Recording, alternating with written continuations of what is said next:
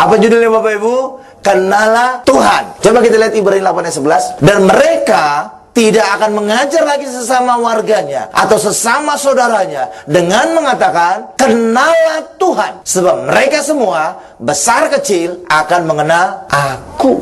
Haleluya. Nah, di dalam bahasa Yunani, itu adalah bahasa yang menuliskan perjanjian baru, Bapak Ibu. Kata kenalah itu ada dua kata. Pertama adalah ginosko, sedangkan yang kedua adalah eido. Lalu apa arti kata ginosko? Ginosko adalah kenal karena pengalaman, kenal karena usaha. Nah, itu dia arti ginosko. Lalu yang kedua adalah eido. Eido adalah mengenal secara intuisi, mengenal dari dalam. Jadi ada dua kata, kata kenalah dalam bahasa Yunani. Amin. Pertama adalah ginosko, mengenal karena pengalaman, karena usaha sendiri. Tapi yang kedua adalah mengenal dari dalam. Ada intuisi, ada pengenalan dari dalam. Dan ternyata kata kenalah tadi dituliskan dalam kata eido. Jadi mengenal dari dalam. Jadi orang Kristen hari ini mengenal Allah, mengenal dari dalam. Kalau ada perjanjian lama, Nabi yang mengajarkan, mengenal, kenalah kamu, kenalah kepada Allah. Tapi bagi kita hari ini, dari dalam kita ada mengajar Roh Kudus.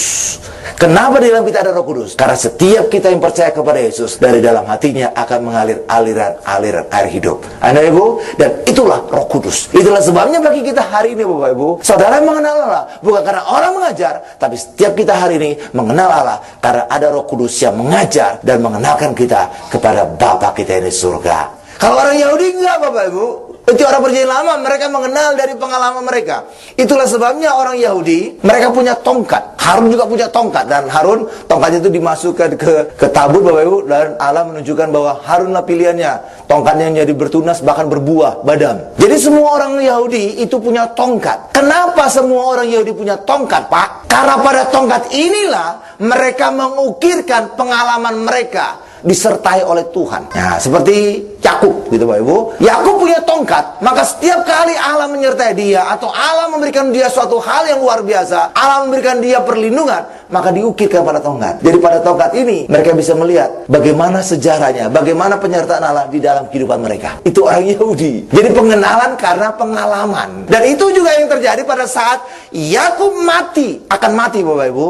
Maka dikatakan dalam Ibrani 11 bahwa Yakub bersandar pada tongkatnya menjelang kematiannya. Jadi dia bersandar pada pengalamannya beserta dengan Allah untuk kehidupan dia. Ada Ibu? Tapi bagi kita hari ini bukan pengalaman karena penyertaan Allah, tapi hari ini kita punya yang lebih dahsyat lagi karena Allah telah berdiam di dalam kita. Sebab bagi kita hari ini, kita semua adalah bait Allah pada saat kita percaya kepada Yesus. Dan Roh Kudus membuat kita mengenal. Roh Kudus membuat kita hari ini mengalami pengajaran, mengalami pengenalan akan Allah secara lebih dahsyat lagi. Kalau dunia tidak mengenal Roh Kudus, tapi bagi kita otomatis mengenal. Kenapa? Karena tinggal di dalam kita. Mana ayatnya Pak? Oke, kita buka Yohanes 14 ayat 17. Yaitu roh kebenaran. Dunia tidak dapat menerima dia, sebab dunia tidak mengenal dia. Tetapi kamu mengenal dia, sebab ia menyertai kamu dan akan diam di dalam kamu. Kenapa dunia tidak mengenal Pak? Karena Roh Kudus tidak akan tinggal pada orang yang tidak percaya kepada Yesus. Tapi bagi kita percaya Yesus. Yohanes menuliskan dalam Yohanes 7 ayat 38-39. Yesus berkata begini, barang siapa yang percaya kepada aku, dari dalam hatinya akan mengalir aliran-aliran air hidup. Dan itulah Roh Kudus.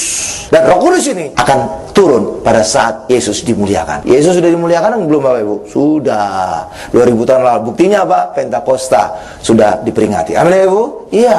Tetapi itu secara umum, secara pribadi adalah ketika kita memuliakan Yesus di dalam kehidupan kita. Bagaimana Pak kita bisa memuliakan Yesus? Pada saat kita izinkan Yesus berkuasa atas hidup kita. Pada saat kita izinkan Yesus bekerja di dalam diri kita. Pada saat itulah Roh Kudus bisa mengalir seperti aliran air hidup. Karena itulah baik setiap kita hari ini, izinkan Roh Kudus bekerja di dalam diri kita. Izinkan Yesus berkuasa. Izinkan kita muliakan Tuhan. Disitulah Roh Kudus akan mengalir aliran air hidup. Kalau dalam bahasa Inggris lebih dasar lagi, sungai-sungai air hidup, rivers of living living water. Jadi bukan sekedar air Bapak Ibu, sungai. Sungai apa itu Pak? Oh banyak sungai. Sungai-sungai air hidup. Jadi bisa sungai berkat, sungai kelepasan, sungai kuasa, sungai mujizat kita bisa alami. Itulah sebabnya barang siapa yang percaya kepada Yesus pastinya hidup. Karena itu adalah arena hidup. Yang kedua, pastinya berkelimpahan. Karena kita mengalami banyak sungai berkat di dalam kehidupan kita. Amin. Masa sih ada sungai? Coba tampilkan Yohanes 7 ayat 38-39. Barang siapa percaya kepada aku, kata Tuhan Yesus, seperti yang dikatakan oleh kitab suci, dari dalam hatinya akan mengalir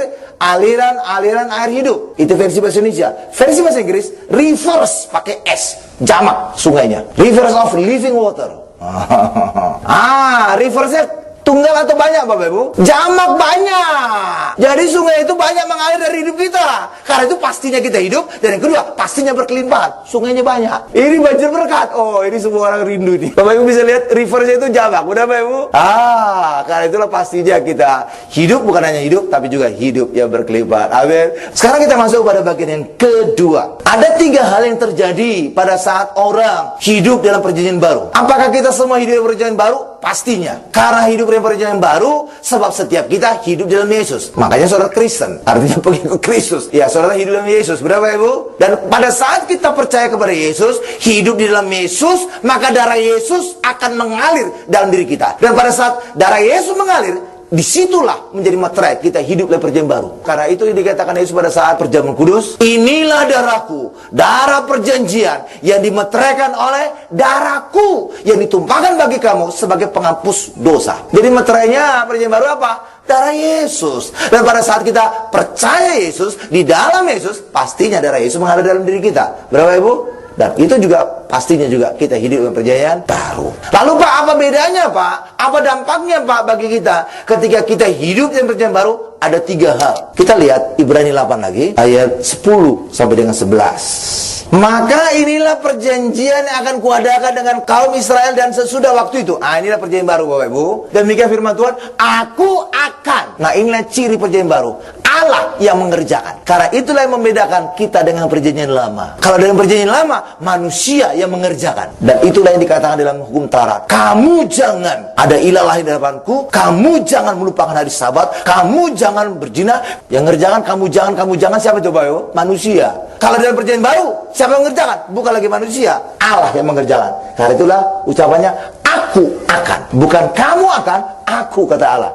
Aku akan. Jadi Allah semua yang mengerjakan. Apa yang dikerjakan Allah? Lanjutkan kalimat tadi. Aku akan menaruh hukumku. Hukum apa ini? Hukum Taurat dalam akal budi mereka dan menuliskannya dalam hati mereka. Ini yang pertama. Jadi pada saat perjanjian baru, Allah menaruhkan hukum Taurat dalam pikiran kita dan menuliskan dalam hati kita. Dan ketika hukum Taurat dituliskan dalam hati, hati saudara bukan lagi hati yang jorok, bukan hati yang kotor, bukan lagi dosa. Karena darah Yesus telah membasuh sehingga Allah bisa menuliskan hukumnya pada hati kita. Amin Bapak Ibu. Oke, itu satu hal. Lanjut yang kedua. Maka aku akan menjadi Allah mereka dan mereka akan menjadi umatku. Ini yang kedua. Jadi Allah menjadi Allah kita dan kita menjadi umat Allah. Dan ini menjadi kerinduan orang Israel zaman perjanjian lama. Kenapa? Karena ketika Allah menjadi Allah mereka dan mereka menjadi umat, pastinya mereka sehat karena Allah akan memelihara mereka. Pastinya mereka sukses karena Allah akan memberkati mereka. Pastinya mereka bebas mara bahaya karena Allah akan melindungi mereka dari segala musuh-musuh. Dan hari ini kita dapatkan karena kita di dalam Yesus. Mantap, dapat otomatis. Luar biasa. Itu yang kedua. Lanjut ayatnya. Ayat 11 ya. Dan mereka tidak akan mengajar lagi sesama warganya atau sesama saudaranya dengan mengatakan, kenallah Tuhan, sebab mereka semua besar kecil akan mengenal aku. Yang ketiga adalah semua kita mengenal Tuhan. Kenapa? Karena sekarang Roh Kudus ada di dalam kita. Sebab setiap kita hari ini telah menjadi bait Allah. Itulah sebabnya bagi kita hari ini 3 hal ini pasti kita alami. Kalau 3 hal ini kita alami Pak, harusnya orang Kristen menjadi sukses, berhasil, diberkati, berkemenangan, sehat, luar biasa. Nyatanya banyak orang Kristen tidak mengalaminya. Kenapa? Saudara tahu kenapa? Kalau ketika orang Kristen ditanya, kenapa Allah tidak menuliskan Taurat dalam pikiran dan hatimu? Karena dosa. Nah, biasanya gitu jawaban orang Kristen. Karena dosa. Gampangannya gitu. Kenapa Allah bukan lagi menjadi Allahmu dan engkau menjadi umat Allah? Karena dosa. Kenapa engkau tidak mengenal Allah? Karena dosa. Jadi selalu jawabannya karena dosa. Padahal sebenarnya ketika kita hidup dalam perjanjian baru, hidup dalam Yesus, dosa bukan lagi menjadi masalah. Kenapa? Karena ketika kita dalam Yesus, darah Yesus membasuh kita, dan ketika Yesus membasuh kita, maka Allah menjadi berbelas kasihan dan Allah melupakan dosa-dosa kita. Jadi kenapa orang Kristen tidak mengalami tiga hal ini? Karena mereka masih berpikiran, mereka tidak percaya bahwa Allah berbelas kasihan dan masih mengingat dosa mereka, Bapak Ibu. Coba kita lihatnya, Ibrani 8 ayat 12. Sebab aku akan menaruh belas kasihan terhadap kesalahan mereka dan tidak lagi mengingat dosa-dosa mereka. Belas kasihan lawannya apa, Bapak Ibu? Hukuman. Kalau dosa, melupakan dosa, lawannya apa? Mengingat dosa. Pak, kenapa Allah tidak lagi menghukum kita, Pak? Kenapa Allah tidak lagi mengingat dosa kita, Pak? Karena Yesus telah menyelesaikan semuanya di atas kayu salib. Dan itulah dikatakan Roma 8 ayat 1. Kita di dalam Yesus bebas hukuman. Kenapa kita bebas hukuman, Pak? Apakah karena Allah kompromi terhadap dosa? Bukan. Tapi karena Yesus telah menjalani hukuman dosa kita 2000 tahun lalu. Amin, Ibu? Pak, kenapa Allah melupakan dosa kita, Pak? Karena 2000 tahun yang lalu Allah mengingat dosa kita dan menimpakannya pada Yesus, ditanggungkan pada Yesus. Itulah sebabnya sekarang ini Allah melupakan dosa kita karena semua dosa kita telah ditanggung oleh Yesus 2000 tahun lalu di atas kayu salib. Karena itulah bagi kita hari ini, ketika saudara percaya akan salib Yesus, dipastikan kita percaya bahwa Allah berbelas kasihan, tidak menghukum dosa kita lagi, dan Allah melupakan dosa kita. Saudara percaya akan hal ini, ayat 12 ini, Bapak Ibu, maka ayat sebelumnya akan saudara alami. Maka Allah akan menuliskan hukum Tauratnya di pikiran kita dan di hati kita, dan Allah menjadi Allah kita, dan kita menjadi umatnya, dan setiap kita hari ini mengenal Allah, dan itu terjadi di dalam kehidupan kita. Amin, Bapak Ibu.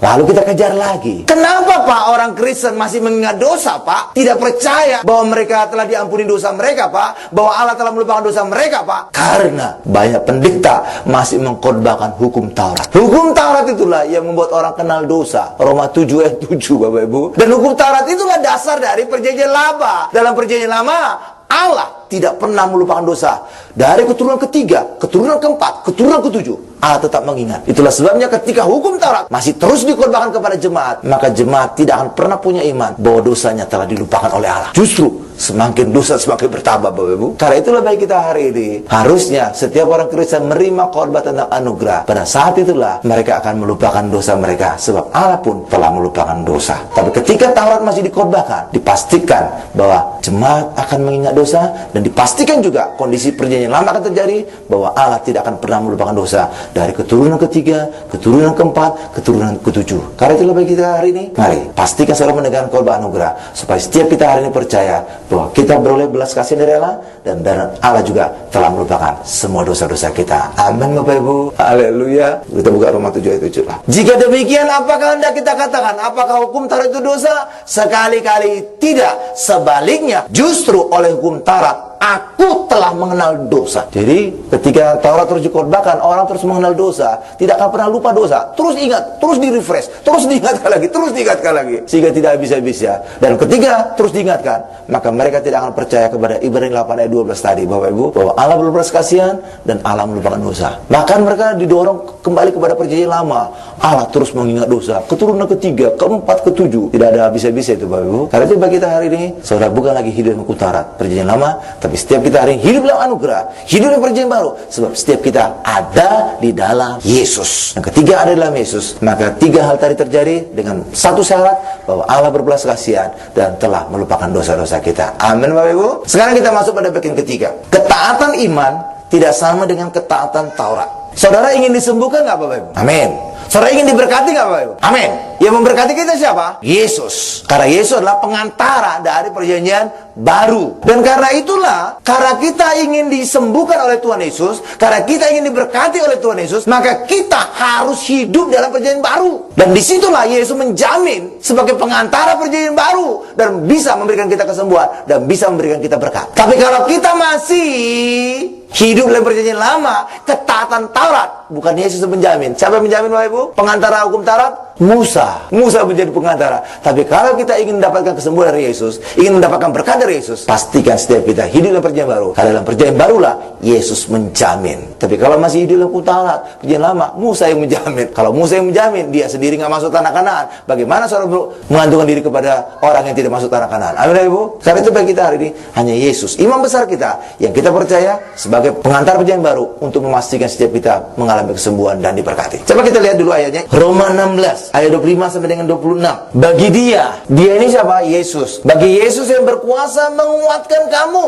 menurut Injil yang kumasyurkan dan pemberitaan tentang Yesus Kristus sesuai dengan pernyataan rahasia yang didiamkan berabad-abad lamanya, tetapi yang sekarang telah dinyatakan dan yang menurut perintah Allah yang abadi telah diberitakan oleh kitab-kitab para nabi kepada segala bangsa untuk membimbing mereka kepada ketaatan iman. Itu beda dengan ketaatan Taurat. Kalau saudara berbicara ketaatan Taurat, itu tergantung perbuatan saudara. Kalau saudara bergantung kepada perbuatan saudara, saudara tidak bergantung kepada Yesus, maka kesembuhan dan berkat Yesus tidak akan saudara bisa alami. Itulah sebabnya ini seringkali menimbulkan akar pahit, Bapak Ibu. Mungkin ada pendeta, mungkin ada pengerja. Tuhan, aku sudah melayani sekian tahun, aku sudah pendeta sekian tahun, sudah memenangkan banyak jiwa, aku sudah menginjil dari Sabang sampai Merauke. Jadi seringkali orang mengukur dirinya dengan pelayanannya, dengan keterlibatannya dalam hal rohani, sehingga mereka berkata, aku layak Tuhan untuk sembuh, aku layak Tuhan untuk diberkati. Tapi kemudian mereka melihat fakta, oh Tuhan, kok ternyata orang yang justru baru bertobat Tuhan disembuhkan. Orang yang baru bertobat dipulihkan usaha pekerjaannya, sedangkan aku kutil saja tidak sembuh. Kenapa bisa terjadi demikian? Kenapa orang yang baru bertobat bisa mengalami kesembuhan dan diberkati, sedangkan orang yang sudah pelayanan, sudah Kristen sejak lahir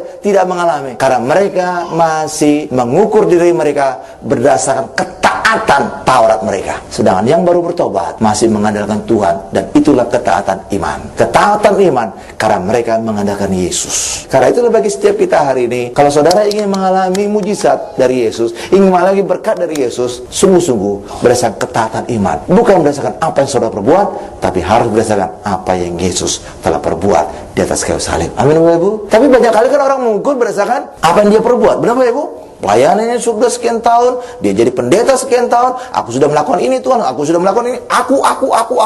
Nah, inilah ketaatan Taurat. Sampai kapanpun kalau saudara masih ketaatan Taurat, saudara tidak akan pernah disembuhkan. Sebab apa? Kita harus ketaatan iman, dan itulah percaya kepada Yesus. Disitulah ada mujizat, itulah ada berkat. Amin, Bapak Ibu. Dan pada saat kita mengikuti Yesus, ada dalam Yesus ketaatan iman, itulah hidup dalam perjanjian baru. Itu perjanjian yang lebih agung, lebih mulia, lebih tinggi. Kita tutup khotbah kita dengan Ibrani 8 ayat 6. Tetapi sekarang siapa yang Yesus telah mendapatkan suatu pelayanan yang jauh lebih agung, karena ia menjadi pengantara dari perjanjian yang lebih mulia. Perjanjian apa itu?